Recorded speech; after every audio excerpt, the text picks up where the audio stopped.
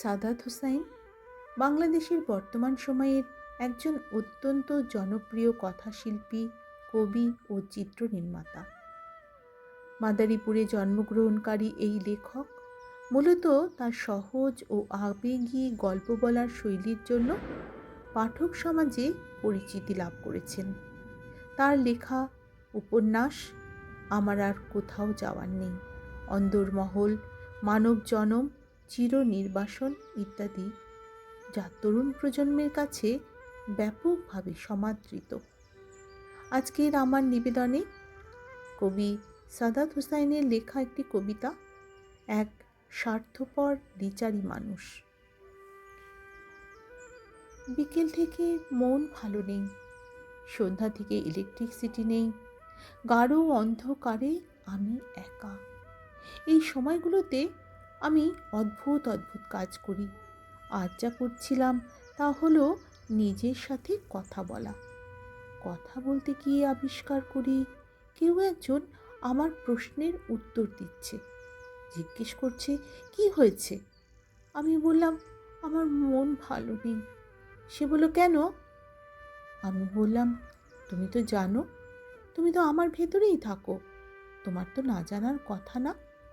সে বলল জানা কথা কি আমাদের জানতে ইচ্ছে হয় না? আমি বললাম হয়, কিন্তু সে অন্যের কথা, নিজের কথা না। সে বলল আমি কি তোমার নিজ? আমি বললাম তা নয় তো কি? সে বলল মানুষ নিজের সাথে কখন থাকে? আমি বললাম নিজের সাথে কখন থাকে এটা কী ধরনের প্রশ্ন? মানুষ নিজের সাথেই তো থাকে সবসময়। সে হাসল, তারপর বলল তাহলে কেবল মন খারাপ হলে, একা হলে বা অন্ধকার হলেই কেন তুমি আমার কাছে আসো? কেন শুধু এই সময়েই আমার সাথে কথা বলো? আনন্দময় মুহূর্তগুলোতে কেন নয়? আমি বললাম তখন তো অনেক ব্যস্ততা থাকে, অনেক কাজ, মানুষ, হই হুল্লোড় থাকে। সে বলল তাহলে ওই আনন্দময় প্রাপ্তির মুহূর্তগুলোতে তুমি নিজের সাথে থাকো না, থাকো অন্যের সাথে। কেবল বিষাদের সময়ে, দুঃখের সময়ে নিজের কাছে ফিরে আসো। আমি খানিক থতমত খেয়ে গেলাম।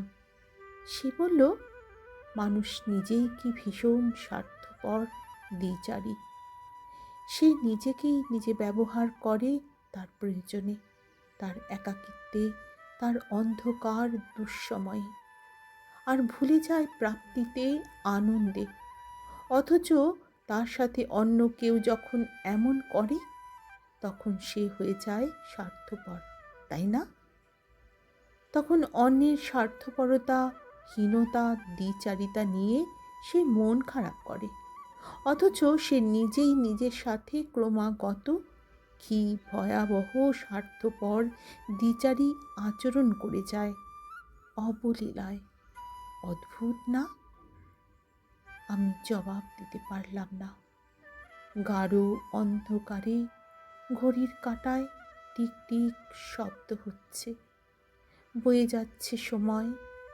অন্ধকারের এই সময়ে আমি স্তব্ধ হয়ে বসেই রইলাম।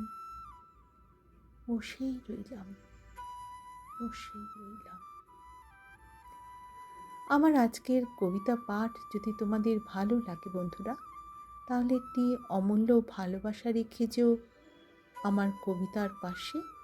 অসংখ্য অসংখ্য ধন্যবাদ তোমাদের।